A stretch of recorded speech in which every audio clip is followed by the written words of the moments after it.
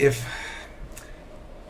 people did more cognition about how they spoke, why they spoke the way they did, and the reality of being an individual agent with limited capacity to understand and all the modalities of understanding this stuff, then people would engage more cautiously in some regard and more forcefully Absolutely, in like others.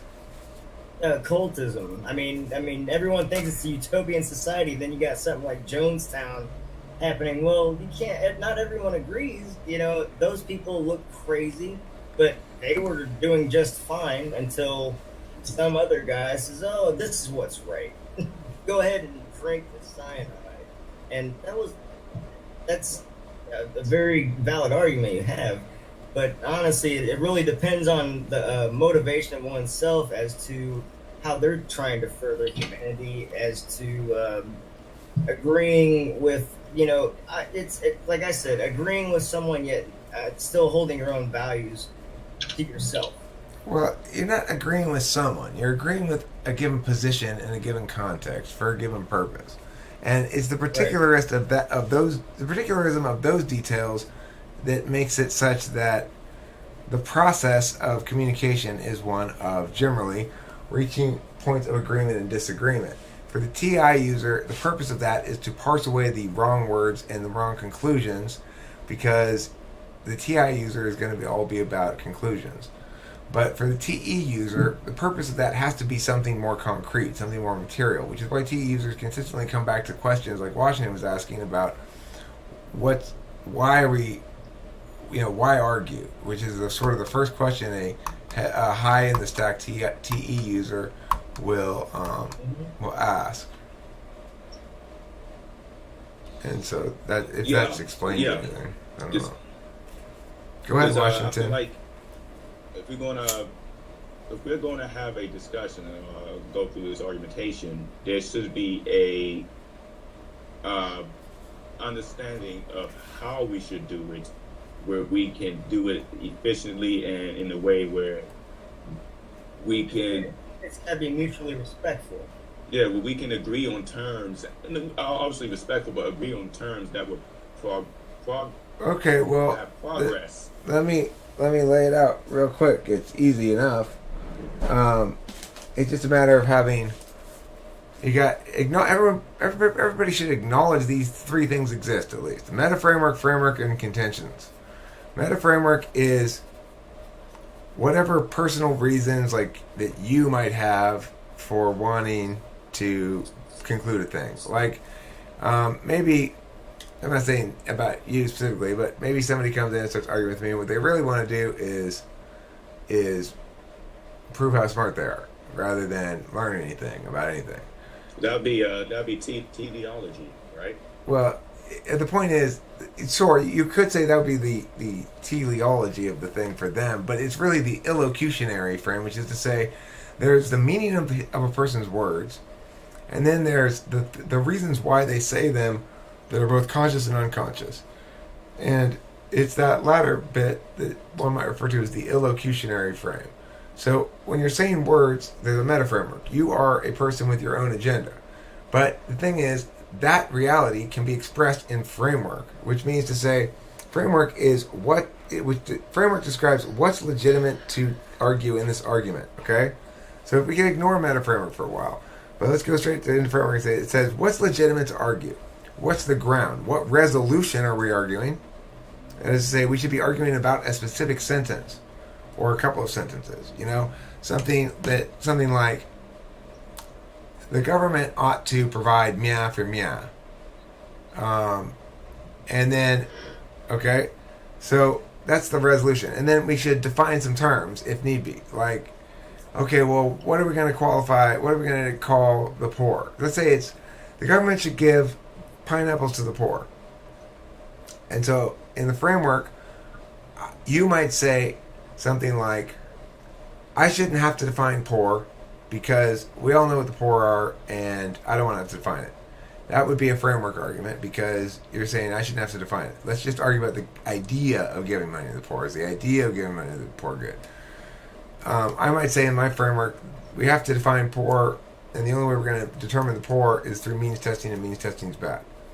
You might say I'm not advocating for means testing, and I'm not providing a mechanism by which we provide this to the poor to determine who's poor or cause it to not incur the following harms, but I'm just saying I shouldn't have to provide that piece of information. That would be a framework argument. Now, contention level arguments are things like, if we give it to the poor, then there will be a spike in pineapple prices. That would be a harm, right? That would be contention level stuff. So all the actual arguments about, no, it's a good idea because blah, blah, blah, blah, are almost all contention level. That's the third one. So 95% probably of the arguing that we do is contention level. Maybe 90. Maybe another 10% is framework level. And maybe 0.1% or 1% is meta framework level. When people make arguments like, you're just being biased, or you're just angry and that's why you're saying that or whatever, those are simply fallacies. Pathos, right? Yeah, those are just fallacies, but you could say those are attacks on meta framework. You don't get to attack meta framework directly when you're having conversations with people usually. And when shit breaks down and I start yelling and screaming, I'm often attacking framework. How can you be so stupid or something like that is an attack on meta framework. So meta framework arguments are bad to make when you're usually having arguments with people. The context in which they're okay to make is like a debate tournament. Then you say something like, you should vote for me because even though I'm a shitty debater, I'm telling this true story about this person who's actually suffering harms. It's important for us to get this story out so people can hear it. So I'm going to argue that reality, which is more real than the hypothetical impacts of voting for them just in the debate round. Like, so it's called pre-fiat impacts, what I'm referring to, these like the narrative thing. Anyway, that would be a meta framework in a debate tournament, saying, I know I've got a shitty case, and or it doesn't matter if I win the arguments because you should vote for me because I'm telling the story of a real victim, and it's going to benefit society in a real, concrete, measurable way if more people know about that. But it's only by raising awareness.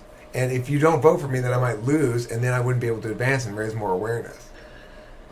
Of course, the opponent can turn that shit. The opponent can turn that shit and go, no, listen, Judge, I promise I'll bring it up in every round after this guy's story. In fact, I'll take in there with me a paper where I've written down the details of this. I'm going to photocopy it and give it to everybody in the room. So that way you can guarantee that we're going to raise awareness just as well, even if I advance. That'd be a good turn on that. Okay, so you would say meta framework in short is basically do this because I said so without really giving any it's ad hominem logical shit. argument. It's ad hominem shit or non sequitorial shit. Like because you're emotional, your argument must be wrong.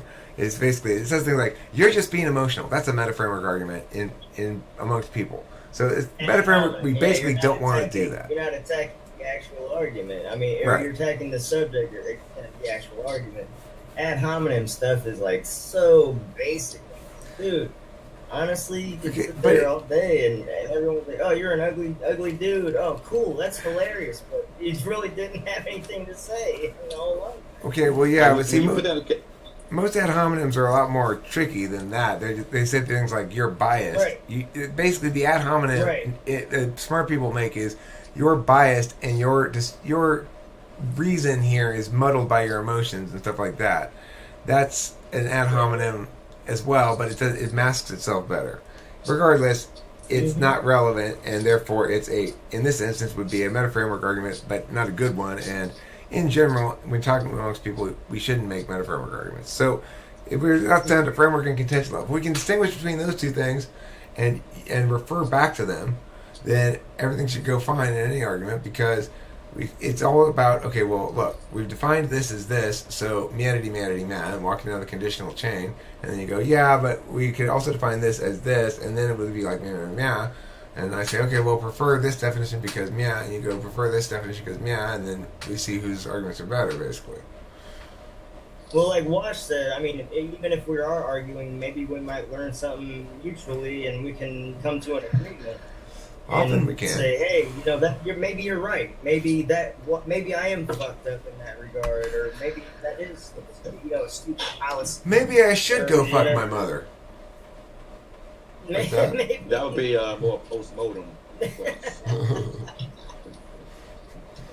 Now talk about flow and duration doing argumentation. Basically, when you end the flow doing argumentation, just basically staying on topic. Yeah, well, duration is just time giving response and replying and rebuttaling between the two. yeah. So let me give you an example of an argument chain that, if it were executed quickly, both back and forth, it would be demonstrative of how argumentation ideally goes, where every link in the chain is responsive to the one before it. So here's the chain. The topic in this example chain is the current Lincoln Douglas topic in debate, which is, in the United States, reporters ought to have the right to protect the identity of confidential sources. Okay? In the United States, reporters ought to have the right to protect the identity of confidential sources. Now, that's the resolution. Now, the argument chain goes like this. First, the affirmative says we've got a problem, which is reporters are getting coerced by the courts into revealing identities. That's step one. The neg says we agree. That's step two. Then the af would go, okay, well then I win, and then neg goes, no. Okay, so then what's step three then? Then the neg explains in step three that, or you could still call this really step two, that no, we agree with you that it's a problem, but we don't think it should be solved with a right. We think instead it should be solved with a privilege. So, next step two, you can say privilege over right. And then the af, step three, says the right exists in the status quo. Right exists in the status quo, so affirm. Because we're not making us change the status quo because the right already exists. We're just saying it should be recognized. So as a consequence, that comes before the privilege, so affirm. And then the neg says it doesn't exist in the status quo. That's step four, because the Supreme Court hasn't rendered a decision that says it does exist. So no exists because no SCOTUS. And then on the AF goes on step five, the constitutional state, it still exists even without it being ruled upon yet. It's pending, they haven't got a case withstanding yet, but when they come across one, they will rule upon it. So, and it still has a constitutional status, before the ruling. And the constitutional status right now is not one that has been affirmed by the Supreme Court. They didn't say that the right doesn't exist. They just haven't ruled on it yet. So it's not true that it's unconstitutional because that's the state of affairs right now. It just means that it's pending a decision on it. So that's what AF says. Right. Then 6, neg goes, no, it means it's unconstitutional until they've decided it.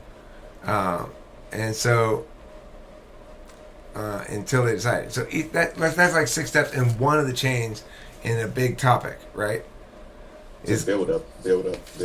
Yeah, and that's just about the constitutionality of the right, and it goes back and forth. Prefer a right because it's in the Constitution.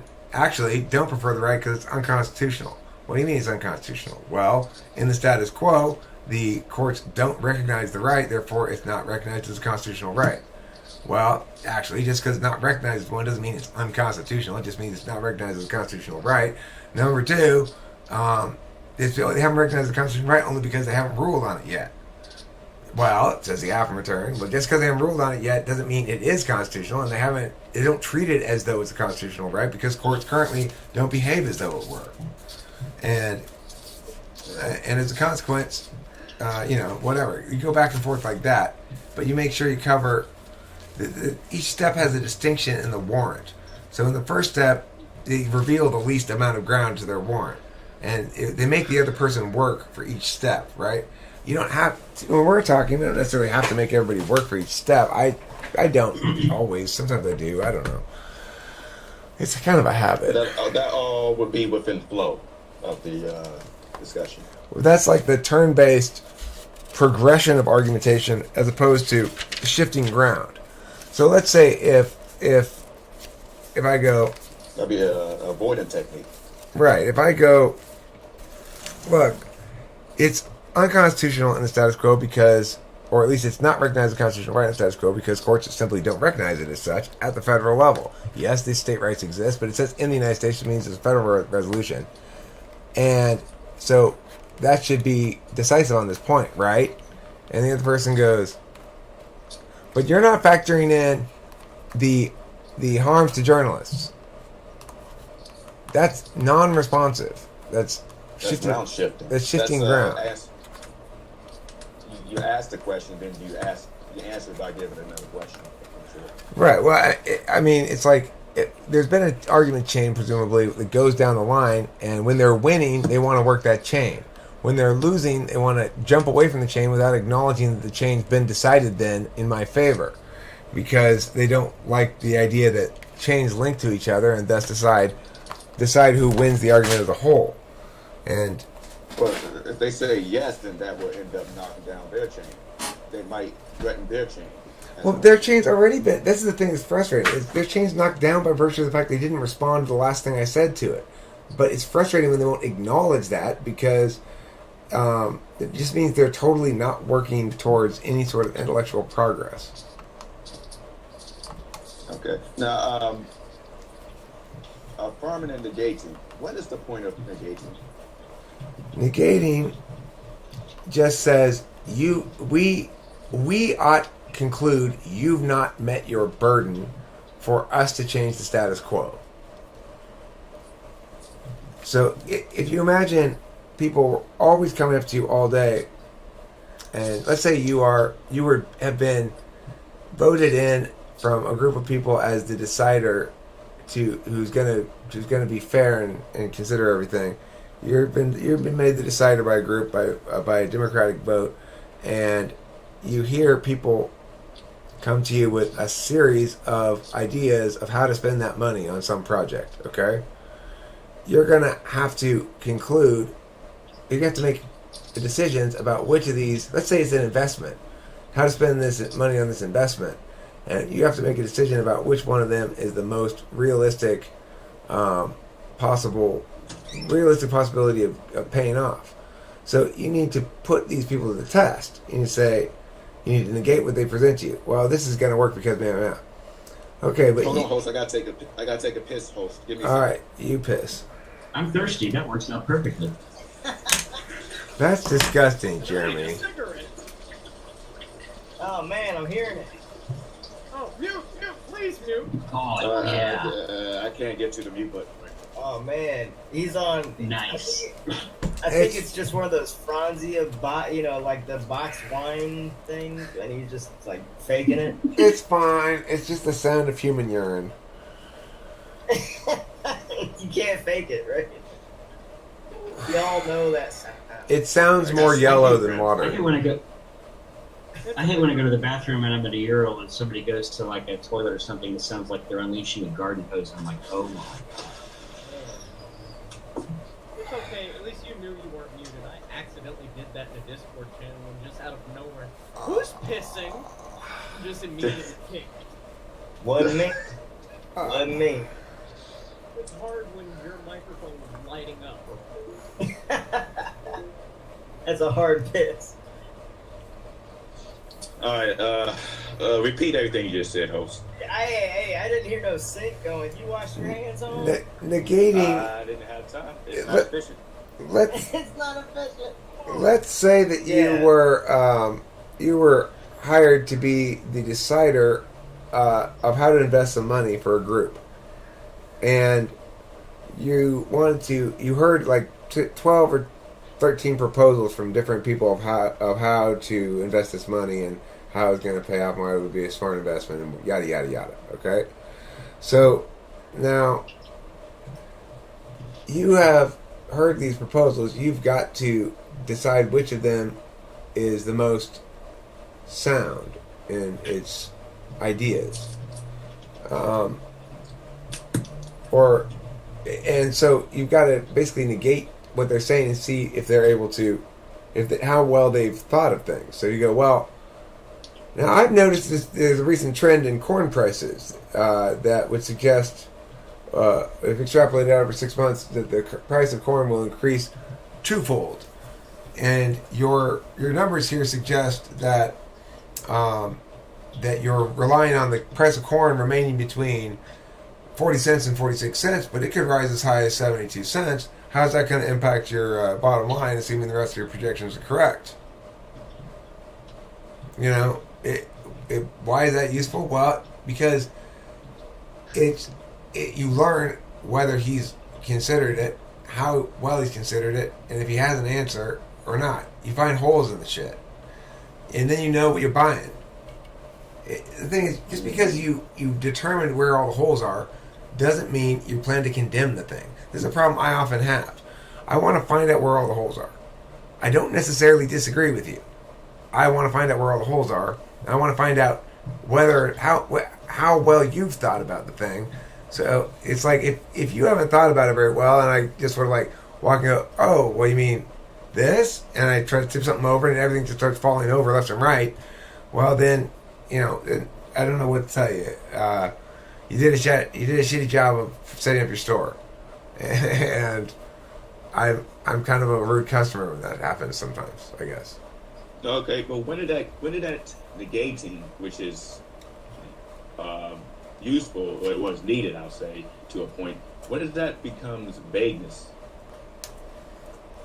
Negating can't be vagueness because negating doesn't advocate we change the status quo. That's the difference between affirming and negating. AF has to be specific because AF's the one with an advocacy. They're saying the mia is not okay, and instead we should mia. And then neg is going. The neg has multiple ways to respond to that. So the AF has to make an advocacy to change the status quo of some sort, and the negation can either say, no, we should leave the status quo as it is, it's fine. They can say, no, we should do something else that's exclusive to change the status quo. It has to be exclusive or else it's quote-unquote permeable. Or then they can say, you've failed to meet your burden to affirm, which is to say, you haven't... It's like if I came to you with an advocacy and said, listen, Washington, I'm really, really confident about this. I think you should give me $1,000, and I'm pretty sure you're going to get $1 million out of it within like a week. I'm pretty sure. And you're like, oh, well, what's your plan, Eric? It's like, I'm going to get that $1,000. I'm going to turn it into, I'm pretty sure, probably, I'm going to turn it into $1 million in like a week. And you'll get most of that money. Most of it. Well, what's your plan, Eric? Mm-hmm. Ooh, I mean, it's gotta have to be pretty good because I'm gonna turn that 1,000 probably, maybe, into $1 million in like a week. So now you could say that what would you say in response to me? I wouldn't say okay. You wouldn't say okay. Well, let's say yes. Let's say we were in a court case of sorts where it was Jeremy who was trying to decide to give me $1,000, and you were functioning as his lawyer, and you were trying to argue that he shouldn't give me the $1,000, and so you have me on the stand, and you're getting me to be a witness to testifying or whatever. Now you can ask me any questions and say anything you want to me. So, what are you going to say to try to convince the jury and Jeremy that he shouldn't give me the $1,000? I would say that you do not know the percentage rate of success for me getting $1 million by investing $1,000. My client investing $1,000. Okay, but I said I was pretty sure. And I would ask you, how sure? What's the success rate? The success rate of me doing this, I've never done it before, so it's gonna be the first time. Hell no. Well, Jeremy, go ahead and give him $1,000. Is that what you're gonna say, Washington? No, but I get your point. Yeah, the point. But when did you start saying no. You got to accept. At some point, you have to say no. That's called a pyramid scheme. Well, look, the thing is, the point is that the negation doesn't have a responsibility to be specific at all, except about the aft's vagueness there. Jeremy, you shouldn't give him the money because he refuses to say anything about how he's going to turn the $1,000 into $1 million, and the only assurance we have that he will is his indication that he's pretty sure in a couple of weeks. He's being too vague. The affirmative being too vague. It's rain in the next 2 weeks. You want to bet on that? Right. So, the app is being too vague and hasn't met their burden to affirm is a way that you would answer that ideally in like a debate round. You'd say, he's been too vague he's not made advocacy with any specifics in it.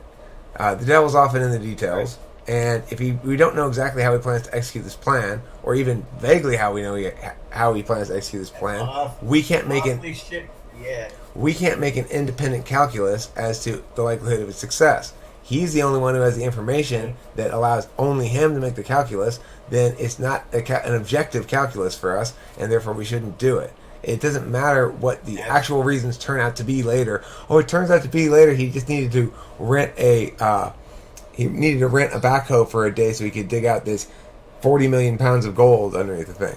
If it turns out to be that, we might be kicking ourselves, but we still made the right decision because he refused to allow us to make an objective calculus in order to make the decision. And thus he failed to meet his burden to affirm. So negating, okay. you don't have to say anything more than that sometimes to successfully negate. Okay, because you're just poking holes and see how sturdy their argument is. Yeah, exactly. Well, it's just expecting that thing. So how do you negate a fact? How do you negate a fact? Yeah, let's say, for example, somebody come to you with an argument that you think of like a well-known fact. Taxes raise revenue to the federal government. I wouldn't disagree with that. I wouldn't disagree with that. I would just say you're right. Increasing taxes increases the revenue the federal government gets up to a point. Put in place. Yeah. Okay, so there's no negating because that's a consensus. It's given. Yeah. People don't usually argue about descriptive statements. Yes, The asking is, are they justified in having that revenue? And that would be another argument Exactly. that would be made. But let's start off with inductive fact, starting at the top and then work our way down. All right. So when somebody severs their argument,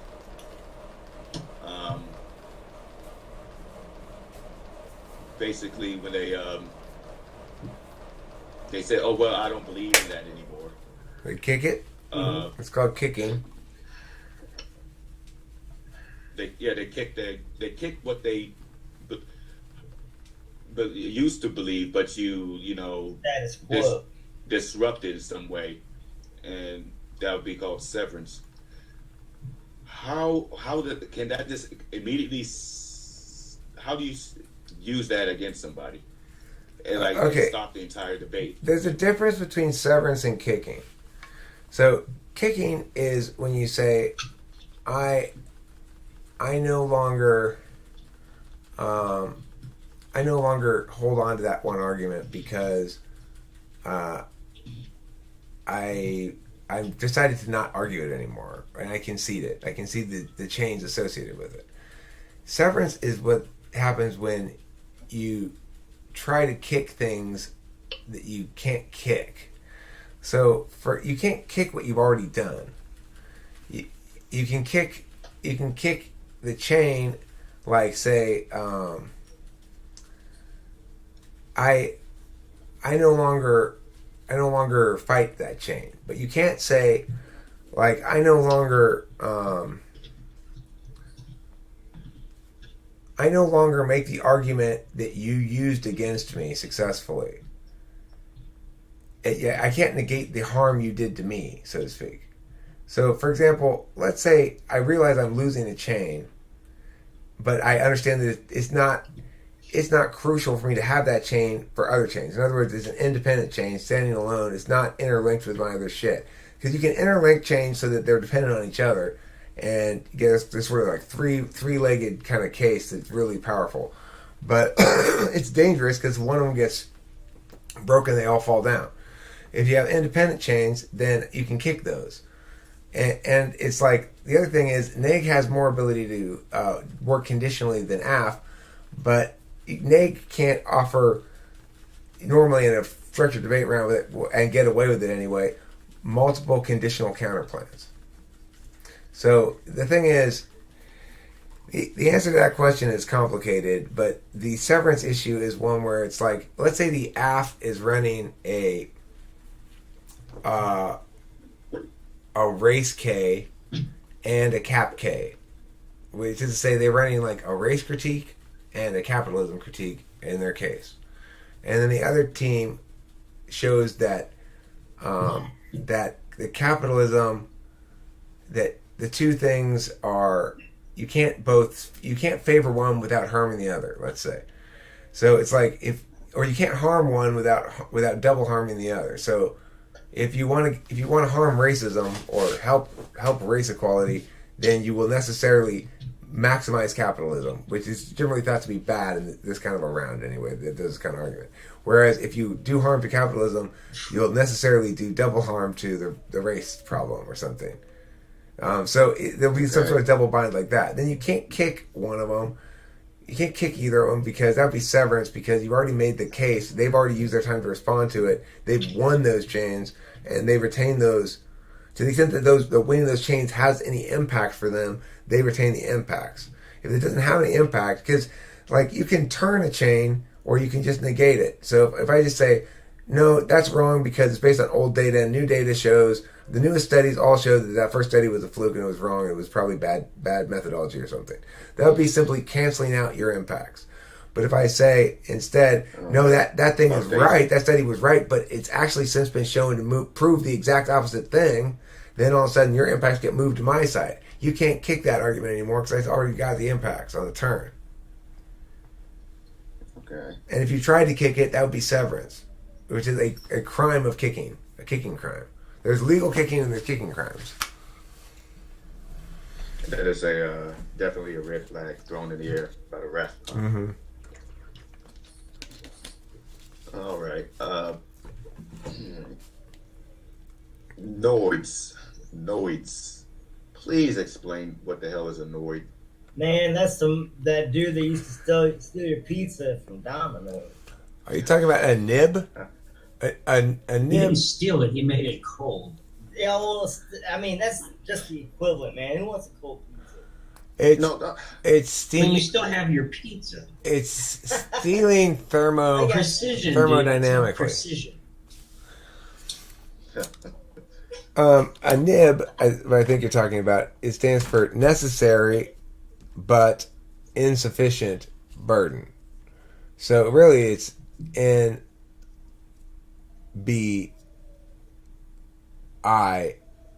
Oh, I see. They leave out the B on the but, so it should be NBIB, necessary but insufficient burden. But the but, they leave out the letter when they. That's why we call it in the debate nibs. I never really quite got that until just now. That's why they're called nibs, is because you leave out the little but when you do the abbreviation of it. That's still an acronym. Well, it would be because of nib. That'd still be an acronym. Well, it's hard to say nibibs, but nibs is more natural to say than nibibs. Anyway, Yeah.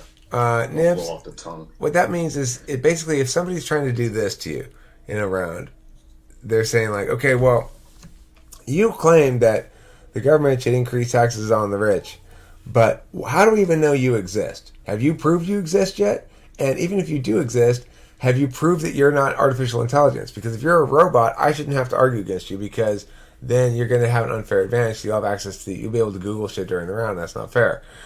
And you also haven't proved that you're not a spy from a foreign country. And if you were a spy from a foreign country doing espionage work here, then I shouldn't have to debate against you, because that would be treasonously helping the enemy. And since you haven't proved that you're Hey, can I not, ask you a question, Eric? yeah. Eric, let me ask you a question. You raised an interesting point. So, an AI could Google shit and that's unfair? Well, because in debate, you're not allowed to Google shit during the round. So, really, the debate then is not about who's right or wrong. It's about who plays the game better. Thus, being able to Google stuff in real time is unfair. Well, it's because it would be like it's the same thing as in football. Like they don't let the offensive coordinator has to get out of the headset of the quarterback at a certain point. You can't keep playing that the whole way because the thing is you want to be able to go into a round with a strategy that you're planning to work, angles that you're trying to. I mean, I don't approve of the rule myself. I understand why they have it. I would have no problem if they were to just remove that rule. I think it's kind of dumb and antiquated, but I understand the reason. That almost behind it. implicitly indicates that it really doesn't matter who's right. Well, of course it doesn't. It's which side debate. You argue both sides. But if you can Google stuff in real time and you can get the data and present the data and that's correct, but that's unfair. But there's no reason why you can't have done that in the 2 months you've had to get ready for this tournament or something. So the thing is, there should be no problem with AI. I mean, I have no. Okay, I agree with you. I'm just saying that would be a necessary but insufficient burden I would assign. I don't disagree. I don't. No, I mean I don't disagree that AI should have no necessarily unfair advantage. I think I could whip an AI's ass. You know, we'll see it when they get to. That's a bold statement, dude. Well, of course, That is. of course I could because unlike things like chess and Go and whatever, argumentation isn't finite like that. Argumentation is a little bit more of a subtle art.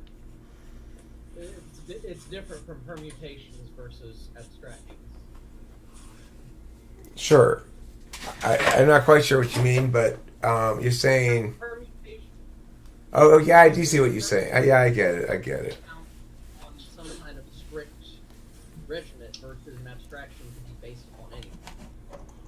Even We my need to set imagination? two AI against each other in a debate. That's what I Oh, want to there you go. Yeah, that's what I'd like to see. Two teams. One team has their AI, another team has their AI, and they pit their AI against one another and see what Yeah, wins. who can There who has the best processors? Who has the best EI? I Yeah. gotta find it again because actually they're theorizing a method of setting up AI to create and generate hypotheses and experimental tests, as opposed to humans coming up with a hypothesis for an approach. To this Right. That'd be cool. They're We already... already have two AI debaters. They call Hillary and Trump.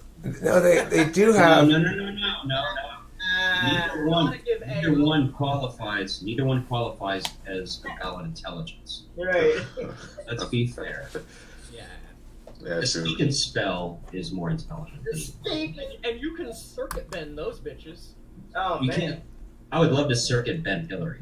Turn her into a real reptilian, right? Just, oh, there she is. Her true form. I'll bend her over. Turn that bitch. Oh man, she'll probably piss all over you. That's Yeah. probably her style, actually. Hey man, if she's wearing the pants, I'll change them.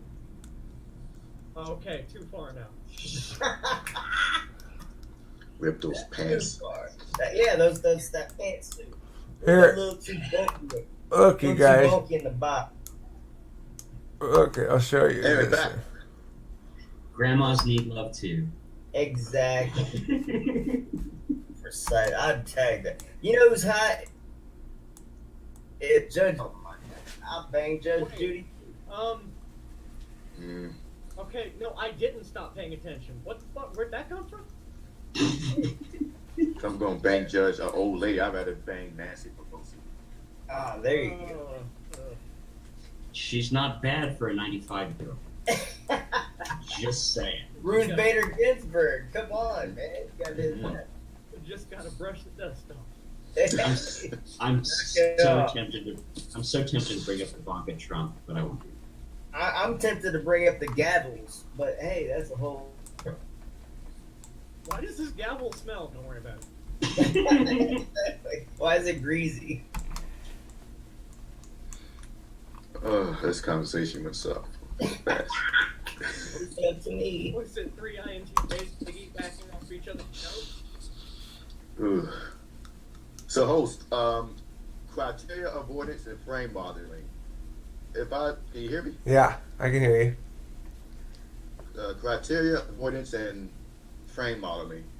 If I got it right, is it basically, and what we should be doing a lot more when we have argumentation, is coming to some agreement of what is right and what is wrong, so we can proceed.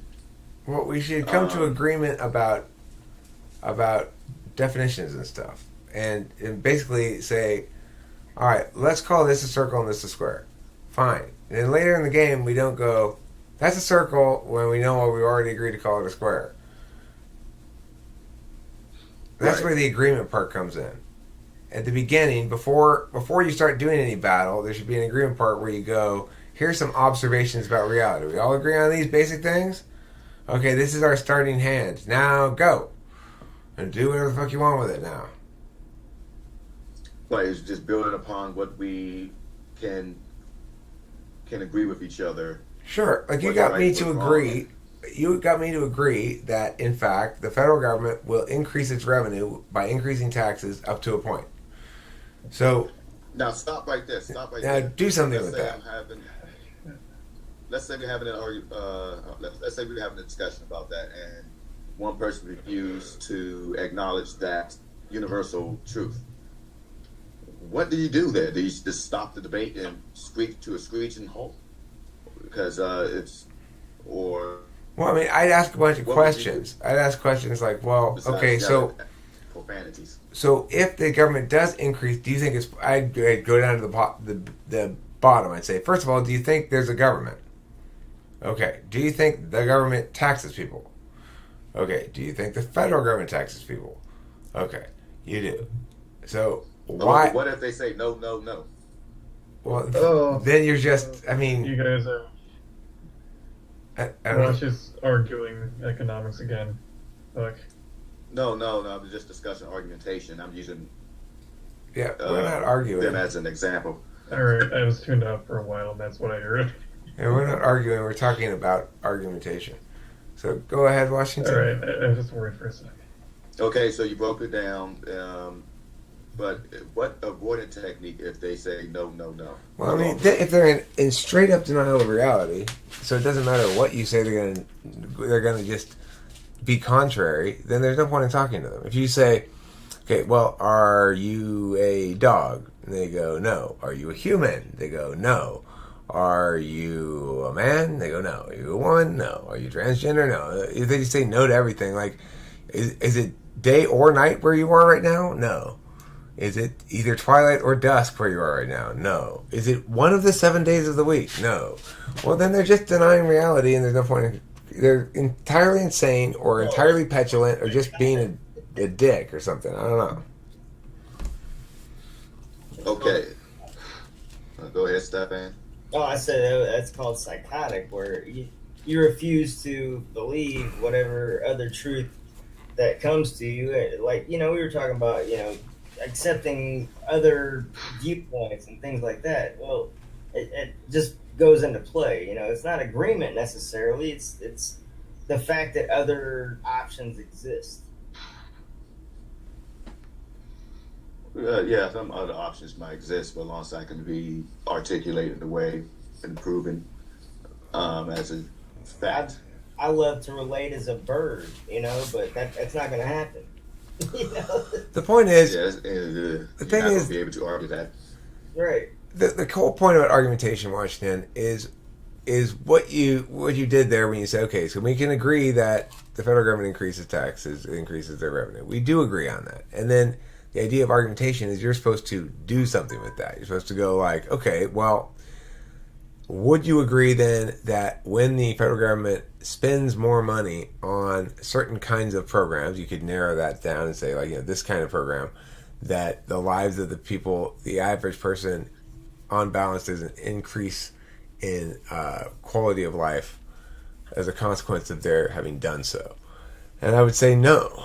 And then we could argue about why there is or is not an increase in quality of life and how to measure that. And we could talk about the difference between diffuse benefits and localized or distilled harms. So a lot of times what you are in favor of is distilled harms for diffuse benefits. Let's take that billionaire's, let's take 100 million from him and give 100 million people each $1. So that's called diffuse benefits from distilled harms. And there's a lot of left-leaning stuff that tends to understand politics through that mechanism of diffuse benefits justify distilled harms, because is one guy to complain and 100 million people to not give a fuck. Well, if we were debating this topic, and we'll continue after I make this point, I would say, well, why should the people who are being harmed and want that $1 pay taxes, but the people who giving up shouldn't? So I would kind of respond by asking a question, a logical question. So what you're saying, why should who pay taxes but who shouldn't? What? Say again? Why should the people who are receiving that $1 pay taxes for the benefits they receive in whatever country, but the people who are giving up should not, who also benefited from this same whatever that is in whatever country? Why is there a difference? There should be a difference. Well, I mean, the point is the billionaire does give 100 million in taxes in this scenario. Not as a percent of their income. But they give 100 million in taxes. Is that not enough taxes? No.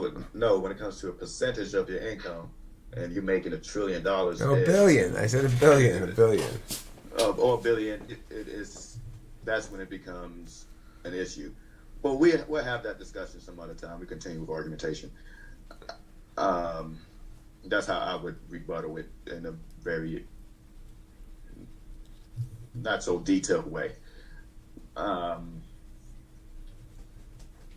Okay, so when having argumentation, at least there should be some agreement between the two parties that something is right and something is wrong, and then we can move on. And to refusal to agree with what's right or what's wrong would be kind of like a stalling, Yeah, I like proceeding progress. in my opinion, go ahead. Sorry. I was gonna say I'd like to think of it as a mutual agreement. Hey, things are said and done. This and that happened, but hey, guess what? Like I said, just because you agree with someone doesn't mean. For there to be progress, both sides have to work together. It doesn't matter if there's 3 sides, 4 sides, 5 sides. They all have to work together. Look, debate is a game, or argumentation in general is a game in which, okay, imagine, how you play pickup basketball 1 versus 1 or 2 on 2 or whatever, and you'll say, okay, how are we going to play this? We want to play our shots behind the top of the key worth 2 points or 1 point. Are we playing to 11 or are we playing to 7? Or those kind of things you decide before the pickup game starts, right? Debate's a game. Exactly. A debate is a game in which throughout the game there are times when part of the game is redefining those things or returning to those questions. So in the middle of the debate, you might go, look, we clearly have reached a spot here where we need a definition for the word privilege as you're using it, because we're meaning different things. And so then the guy goes, okay, well, I define it as blah, blah, blah, blah, blah. And then I go, okay, you define it as blah, blah, blah, blah, right? And then you go, yeah, okay, game on.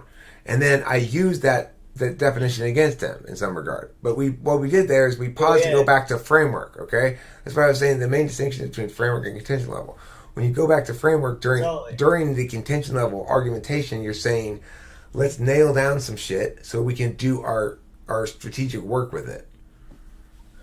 All right. Sometimes, though, it's the USA Jordan NBA versus Yugoslavia. You know what I'm saying? But they both played. It is what it is. You can't redefine the rules just because one person is more advantaged than another. Well, that's how you would know you're having a meaningful conversation. Exactly. But is it okay to say, I don't know? Yeah, of course. Yeah. Oh, absolutely. Actually, I can concede to saying I don't know the facts, so I can't really contend. But don't say you don't know the facts, therefore you can't contend. It's like when I say, yeah, if you say you don't know, it means what usually happens is somebody's making an advocacy, and you say, well, if you're so sure about this, then what's the answer to this thing that's significant to it? And they don't want to say, I don't know, because then it sounds like they're not knowledgeable enough. Remember, first of all, the first person who asked the question is framing it that way. The thing that you don't know may or may not be actually significant to the question. And second of all, you can always turn that shit. So if you go, well, I don't know, why don't you explain it to me? Then they're all of a sudden the ones saying words, and you have the chance to turn those words on them. It's better to not give answers than to give the wrong answers. Well, absolutely. It's kind of like I don't follow sports at all, but a lot of people in my job do. Like, hey, they come up to me and they're like, "Hey, man, what about the game that happened?" Honestly, I don't know. I don't follow sports. They look at me like I'm a freaking alien or something. I'm like, you know what? Oh well, you should never ever admit you don't know about sports. Oh, sports are different. Sports, whole different matter. Never, ever, as long as you live, admit you don't know about sports. No, you must know every single sport. Every one. Especially croquet. I want you studying every day. Study the croquet records. Exactly. Are you kidding me? I'm not. I'm totally serious. Croquet and polo as well. Not enough polo fans in the world. Can you name... No. Who's your favorite polo player? Well, curling. Curling. You don't even have an answer. I think that says it all right there. You need to watch some serious ESPN. Did I just do ground shifting? Man. I don't know. Maybe I did. I do it with jokes usually. Any other questions, Washington? I'm probably going to head to bed here pretty quick. I enjoy your questions, though. Yeah, just for the future, and I'll bring it up whenever we have the debate again, so we can have a meaningful conversation and have an agreement of definitions of what is accepting and what is not doing discussions, so we can progress to hopefully come to the understanding, or one side come to an understanding, because the point of the argumentation is hopefully to get somebody to increase the understanding of something. But because I'm learning your model, and I'm trying to learn your system, so we can have more in-depth, meaningful conversations. Well, Washington, we can and will in part because I am in large part responsible for the problems with that, and there's things about the things that have changed recently. I've undergone a bit of a ontological chapter shift in the last week or so.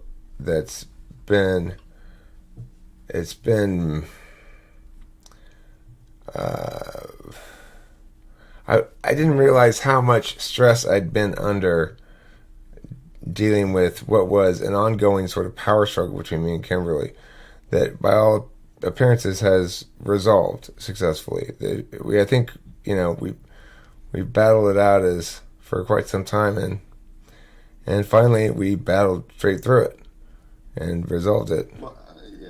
So that's really changed my whole approach to things in life for the moment. I mean, it's not permanent, I'm sure. I'm sure I'll yell at people again, but I suspect that my approach is going to be rather different going forward in that regard. The slabs are speaking loudly to me these days. I'm getting a lot of slabbery. A lot of slabs. Feet. He's a feet guy. Oh no.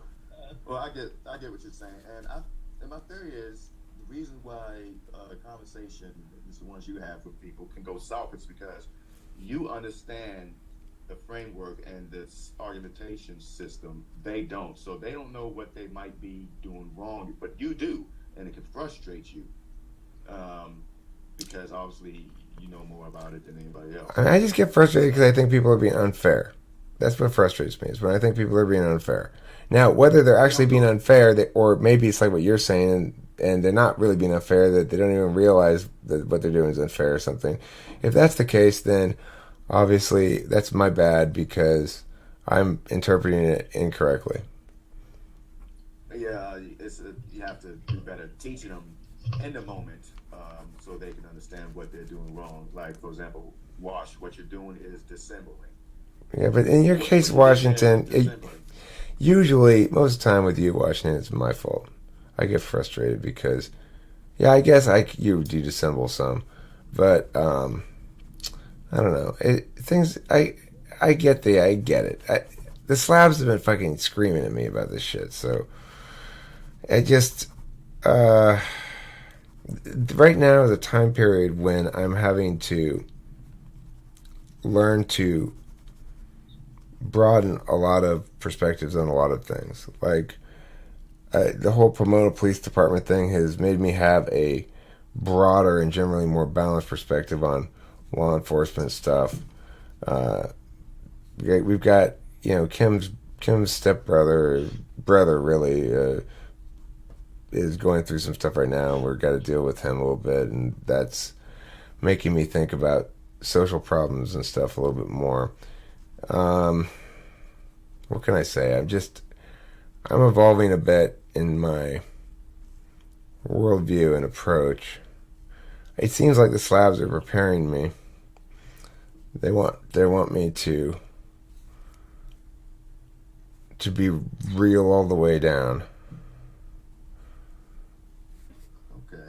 Well, if you want somebody to talk to about that, you can talk to me whenever randomly I come on. Sure. Randomly find me. As I am now. That's right.